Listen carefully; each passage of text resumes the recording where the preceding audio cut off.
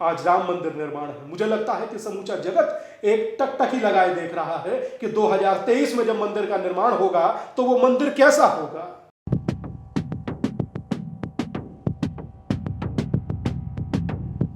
हम कथा सुनाते राम सकल गुण धाम की, ये रामायण है पुण्य कथा श्री राम की, ये रामायण है पुण्य कथा श्री राम की।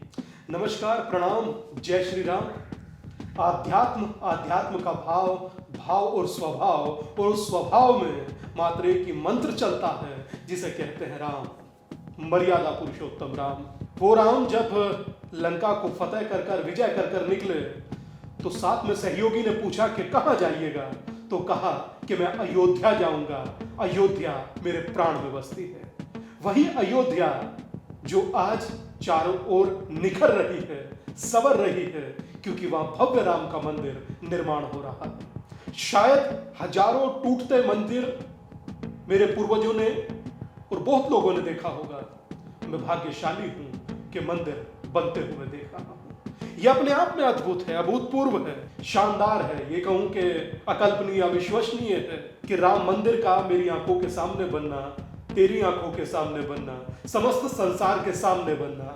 ना कि जो भारतीय यहां रहते हैं, वो भारतीय जो दुनिया के हर कोने में विद्यमान हैं, वो बनते राम मंदिर को देखकर बहुत प्रसन्न है। ये मात्र भवन नहीं है, भवन का निर्माण नहीं है, ये मेरी आस्था का निर्माण है।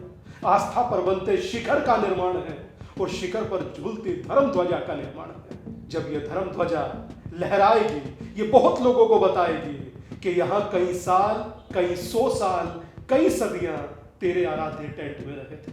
ये उल्लेख करेगी इस बात का कि हजारों कार सेवकों का भाव इसमें विद्यमान है।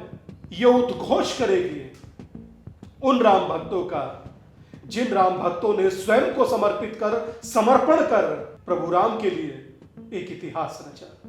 ये अपने आप में अलग है। मुझे लगता है कि शायद मेरे जैसे एक सन्यासी के लिए, राम भक्त के लिए, और किसी ने तो पूछा कि आखिरकार आप राम के लिए बोलते क्यों हो, तो मुझे याद है मैंने कहा था टीवी पर, मैं तो सिर्फ राम का प्रवक्ता हूं। तो मेरा अपना चिंतन ये कहता है कि राम जो मेरे प्राण में बसते हैं, राम जो मेरी आन बान और शान में बसते हैं। आप सोचिए ना कि वो भारत है जिस भारत की शुरुआत सुबह से होती है, और सुबह की शुरुआत राम से होती है। आप मिलिए कभी भी किसी से, कहेंगे राम राम क्या हाल है भैया, दोपहर होगी तो राम राम क्या हाल है भैया, रात होगी तो राम राम कल मिलेंगे भाई, अंतिम विदाई होती है तो कहते हैं राम नाम सत्य।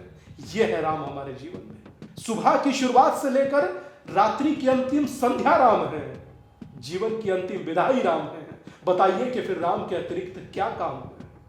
मगर आज मैं प्रभु राम के साथ चल रही भाव और आस्था की यात्रा में, जब मंदिर निर्माण की चर्चा चल रही है और मंदिर निर्माण के लिए धन को संग्रहित किया जा रहा है, सहयोग को संग्रहित किया जा रहा है, तो जहां से सहयोग यात्रा निकलती है उस यात्रा पर पत्थर बरसाए जा रहे हैं। मुझे इस चीज से बहुत दुख है कि क्या हम भारत में प्रभु राम के लिए सहयोग नहीं ले सकते।